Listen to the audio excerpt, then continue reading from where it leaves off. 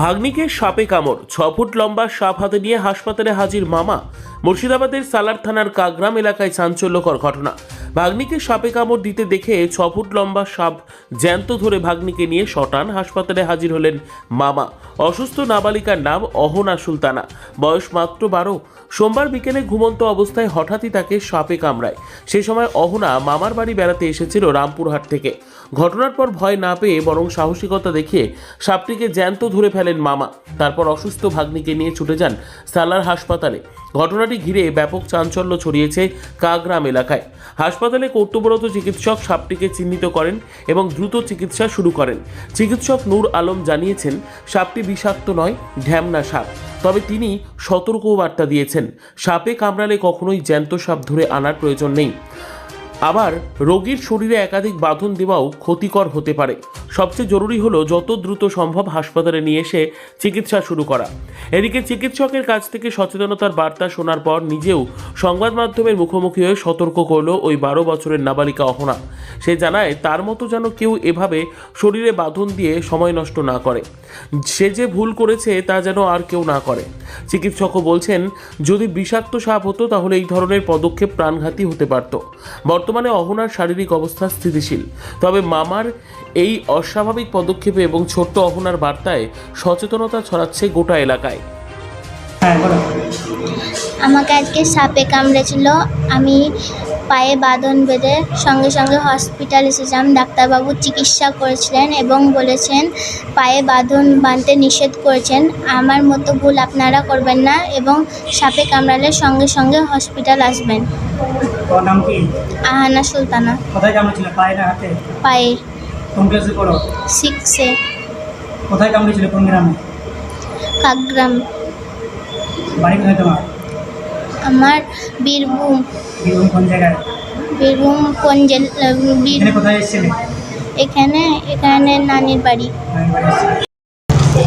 মানে বিছানায় শুয়েছিল তো বাচ্চাটা, মানে ও দিয়ে কামড়ে দিয়েছে, কামড়ে দিয়ে মানে তপস্যার তলায় ঢুকিয়ে দিয়েছে সাপটা ঢুকিয়ে মানে আমি কী করলাম, ওইখানে একটা মানে কাপড় ফাপড় নিলাম, দিয়ে ধরলাম, ধরে মানে কটোরা ভরে মানে হাসপাতালে এলাম।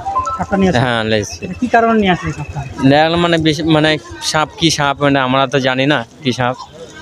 ডাক্তার হ্যাঁ। কখন কামড়িয়েছিল? তখন 4টে বাজে।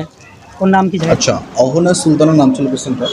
সন্ধ্যা 4:45টার দিকে পেশেন্টটাকে হসপিটালে নিয়ে আসা হয় এবং মজার ব্যাপারও বলতে পারি বা মানে দুঃসাহসিক ব্যাপার, সেটা হচ্ছে গিয়ে জ্যান্ত একটা সাপ ধরে নিয়ে এসছে এবং সৌভাগ্যবশত সেই সাপটা র্যাট স্নেক ছিল, যেটা বাংলায় ঢ্যামনা সাপ বলা হয়, নির্বিষ সাপ। তো এবং তার সঙ্গে পেশেন্টের পায়ে একাধিক বাঁধন দেওয়াও ছিল। যখন পেশেন্টটা আসে তখন বাঁধনগুলো খুলে দেওয়া হয় এবং তার রক্ত টেস্ট করা হয় এবং যেহেতু নির্বিষ সাপ তাই পেশেন্টটাকে অবজারভেশনে রেখে ছেড়ে দেওয়া হবে। এই যে জ্যান্ত সাপ ধরে নিয়ে আসছে, হয়তো ওটা বিষাক্ত সাপ নয়, তো বিষাক্ত সাপের ক্ষেত্রে সমস্যা হতে পারে জ্যান্ত সাপ ধরে নিয়ে আসছে। আচ্ছা, এর আগে আমি একটা কথা বলি, আমি যেখানে আছি সেটা সালার রুরাল হসপিটাল। সালার মানে হচ্ছে গিয়ে সাপের আঁকড়া। মানে বারবার আমাকে এই বার্তাটা দিতে হয় এই কারণেই, কেননা মানুষের মধ্যে এখনও পর্যন্ত সেই সচেতনতা এখনও এসে পৌঁছায়নি। কেননা আমরা জানি যে, আমরা বারবার বলি ডাক্তারেরা যে সাপের কামড়ে ট্রিটমেন্ট করার জন্য সাপ ধরে আনার প্রয়োজন নেই। কেননা যদি ওই জ্যান্ত সাপটা মৃত সাপ হলেও, কেননা মৃত সাপ হলেও তার মাথায় তখনও পর্যন্ত বিষ থাকে, কোনো কারণে তার বিষ দাগটা যদি ঢুকে যায় তাহলেও সে কিন্তু আক্রান্ত হতে পারে। সুতরাং সাপ দেখে আমরা কখনোই ট্রিটমেন্ট করি না। আমরা সিমটম দেখে বুঝতে পারি, আমাদের এখানে কিছু টেস্ট আছে, টেস্ট দেখে বোঝা হয়, অবজারভেশনে রাখা হয় এবং সেরকমভাবে ট্রিটমেন্ট করা হয় পেশেন্টের। এই নাবালিকার পায়ে দেখলাম 4 থেকে 5টি বাঁধন দিয়ে আসছে। হ্যাঁ, আবারও বলেছি, আমি অনেকবার দেখেছি, অনেকের আগেরবারও একটা ভিডিওতে বলেছিলাম যে সাপে কামড়ালে কখনোই বাঁধন দেওয়া যাবে না। যদি সাপের কামড়ে বাঁধন দেওয়া হয় তাহলে লিম্বস, যেগুলোতে আমরা বাঁধন দিই, হাত বা পা, সেগুলোতে হচ্ছে গিয়ে ব্লাড সার্কুলেশনটা কমে যায়। তার ফলে দীর্ঘ সময় ধরে যদি বাঁধন থাকে তাহলে কি হয়, ওইগুলোতে ব্লাড সাপ্লাই হচ্ছে গিয়ে না থাকার জন্য পচন পর্যন্ত ধরতে পারে।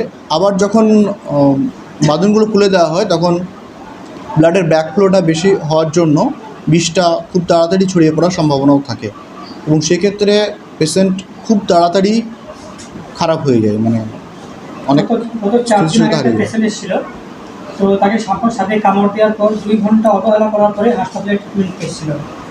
তো এই বিষয়ে কী বলবেন? গ্রাম বাংলায় এটা তো কমন ব্যাপার।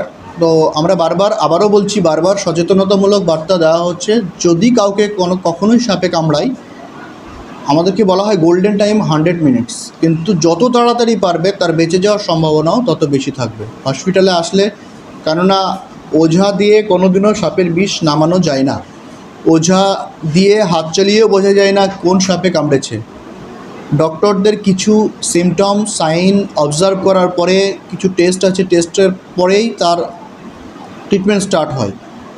তো সেক্ষেত্রে আমি বলবো যে যদি কখনও কাউকে সাপে কামড়ায়, কোনো ওঝার কাছে না গিয়ে, ঝাড়ফুঁক না করে, একদম তাবিজ কবজ না করে সঙ্গে সঙ্গে হসপিটালে চলে আসবেন। তাতে করে কী হবে, তার প্রম্পট অ্যাকশন আমরা নিতে পারবো, তার ট্রিটমেন্ট শুরু হয়ে যাবে। ইভেন এটা বলতে খুব ভালো লাগে যে আমার ডিউটি থাকা অবস্থায় ইভেন এখনও পর্যন্ত 5-6 জন অবজারভেশনে আছে, কাউকে সাপে কামড়েছে, বিষাদ সাপে কামড়েছে, কাউকে হচ্ছে গিয়ে বুঝতে পারেনি কিসে কামড়েছে, মানে আননোন বাইট। আমার টাইমে অনেক পেশেন্ট, যেটা বললাম যে যেটা খরিশ সাপ বলি, কোবরা বা কেউটে, এগুলো ধরে নিয়েছে এবং তার বাইট মার্ক আছে এবং কামড়গুলো এমন এমন জায়গায় আছে বুকে কামড়েছে। এবার সেক্ষেত্রে বাঁধবে কোথায়? তো ব্যাপারটা হচ্ছে গিয়ে বাঁধার কোনো প্রশ্ন নেই। এবং আমি পরবর্তী সময় যখন রেফার করি এবং তাদেরকে ট্র্যাক করি কেমন আছে, পেশেন্টগুলো সবাই সুস্থ আছে। তো আবারও বলবো, কখনোই ডিলে করা যাবে না, যত দেরি হবে তার সুস্থ হওয়ার সম্ভাবনাটাও তার কমে যাবে।